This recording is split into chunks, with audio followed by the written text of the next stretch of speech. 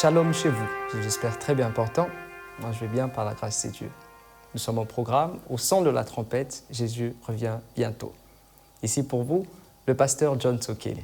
Alors, let's go. La fois dernière, nous avons eu à parler de deux merveilleux sujets. Nous avons parlé sur la consécration, mais aussi la révélation. Ici, je suis en train de vous donner quelques clés. Plusieurs personnes me poseraient la question de savoir comment faire pour marcher dans la puissance, comment faire pour manifester la puissance.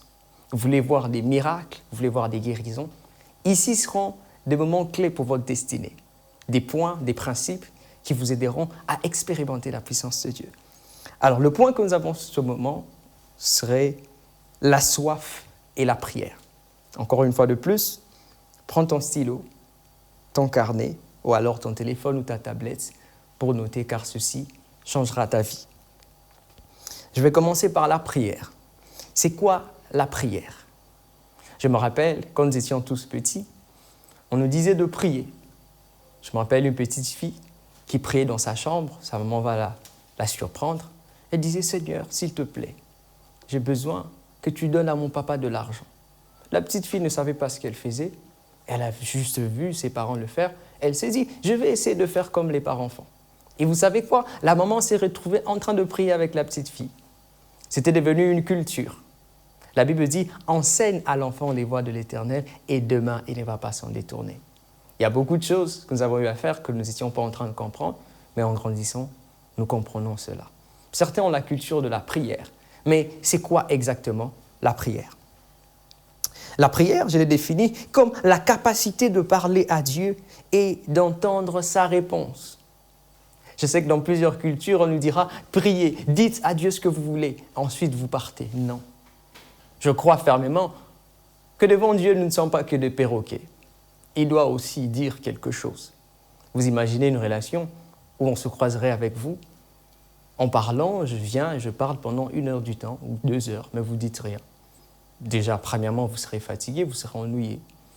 Prochainement, vous ne voudrez pas venir me voir, encore une fois de plus, parce que vous saurez exactement qu'il ne pourra pas m'écouter, il est là juste que pour parler. C'est de la même chose, la même manière que nous faisons à Dieu. Nous venons juste pour parler, et on n'est pas là pour l'écouter. C'est pourquoi la prière, c'est la capacité à parler à Dieu et attendre sa réponse. Certains me diront, mais parfois, je n'entends pas sa réponse. Il peut parler dans la Bible. J'ai parlé de la révélation dernièrement. Il peut parler de plusieurs manières. Mais le fait d'attendre vous permet un jour, je me rappelle, un homme de Dieu, il avait développé une culture de dire « Bonjour au Saint-Esprit ».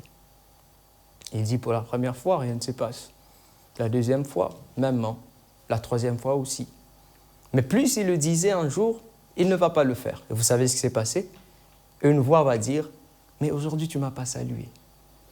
C'est possible que Dieu vous parle. Ça demande juste la persévérance. Alors, on va revenir dans le sujet. C'est quoi la prière? La prière, c'est une opportunité d'écouter Dieu. Je sais que certains se disent « Oh, la prière, c'est simplement parler. » Non. La prière, c'est aussi écouter Dieu, s'asseoir et juste l'écouter.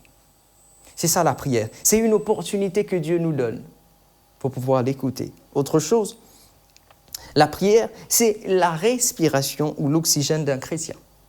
De la même manière que sur terre, vous avez besoin de l'oxygène pour mieux vivre, la prière est cet oxygène qui nous permet de vivre en tant qu'enfant de Dieu. Un nageur, bien que nageant plusieurs minutes dans l'eau, il y aura un moment donné, il voudra sortir. Parce que ce n'est pas son habitat naturel. La prière est l'habitat naturel pour le chrétien. Quand vous êtes un chrétien, vous ne pouvez pas vous en passer de la prière, vous serez étouffé. La prière vous permet de vivre, de respirer, de vivre pleinement votre vie chrétienne. La prière, c'est aussi la plateforme de rencontre. C'est là que Dieu vient rencontrer l'humain. C'est la rencontre entre le divin et l'humain. C'est là que Dieu vient te dire ce qu'il pense. C'est là que Dieu vient te révéler même ton appel. C'est pourquoi vous allez voir que c'est très lié. Vous êtes consacré à Dieu, vous avez un cœur pur, Dieu se révèle à vous. Et lorsque vous priez, vous développez la communion avec Dieu. La prière, c'est aussi la capacité à développer. J'aime le dire, c'est l'expression même de la dépendance à Dieu. Celui qui prie démontre à Dieu que je dépends de toi. C'est pourquoi la Bible dira qu'en toutes choses, faites toutes sortes de prières. Quand il y a des problèmes, priez. Quand ça ne va pas, priez. Quand vous n'avez pas d'argent, priez. Pourquoi? Parce que vous démontrez à Dieu que je dépends totalement de toi. Alors, qui doit prier? Celui qui doit prier, c'est un enfant de Dieu ou un fils de Dieu. La Bible dit « Notre Père qui es aux cieux ». La prière ne commence pas simplement par « Père ». Ça dit « Notre Père ». Il nous appartient. Est-ce que Dieu t'appartient pour que tu le dises « Notre Père » ? Est-ce que Dieu t'appartient pour que tu pries ? Alors, à qui adressons-nous nos prières ? Je vais aller très rapidement parce que c'est juste des courts moments où j'explique des points très rapidement pour pouvoir comprendre.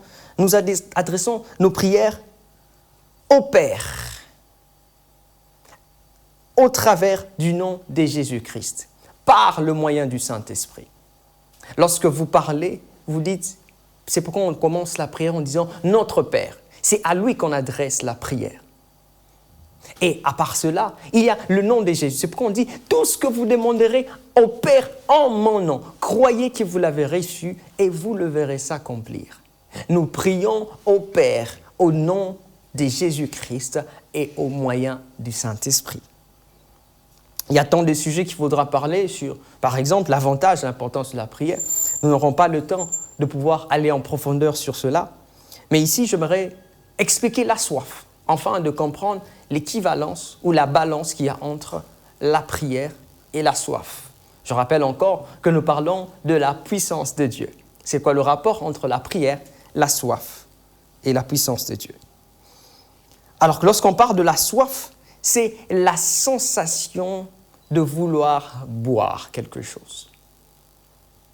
Vous allez jouer au foot comme moi, je pense que plusieurs ont joué au foot. À un moment donné, vous aurez soif. Pourquoi? Parce que le corps a aussi des langages. Le corps peut vous dire « Hey, faites attention, vous avez besoin d'eau. Vous avez besoin d'eau pour vous hydrater. Vous avez besoin d'eau pour votre cerveau. Votre corps est composé de 70% d'eau. L'eau est inévitable pour nous. Voilà pourquoi le corps vous signale à chaque instant. Vous devez prendre de l'eau. Alors, la soif que je parle ici n'est pas une soif physique. C'est une soif spirituelle. La Bible dit dans Amos 8, 11, « Le Seigneur Dieu déclare, « Le jour vient où j'enverrai la famine dans le pays. Les gens auront faim, mais non de la nourriture. Ils auront soif, mais non pour boire de l'eau. Ils auront faim et soif d'entendre ce que je dis. » C'est profond ce qu'on dit.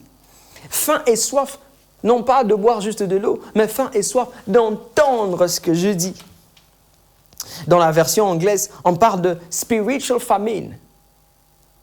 La faim spirituelle ou la soif spirituelle. J'aime ce que le psaume dira dans le psaume 42, 2 à 3. « Comme une biche soupire après des courants d'eau, ainsi mon âme soupire après toi. Ô Dieu, mon âme a soif de toi. » Mon âme a soif de qui? De Dieu. Mon âme n'a pas soif d'eau. Mon âme a soif de Dieu. Quand irai-je et paraîtrai-je devant la face de Dieu? Il avait tellement soif, il désirait tellement de venir devant Dieu parce qu'il avait soif de Dieu. Alors la soif vous permet d'exprimer votre désir devant Dieu. Parce qu'il existe une différence entre l'envie et la soif. Je peux avoir envie d'un coca, mais le coca n'est pas vital, ce n'est pas nécessaire.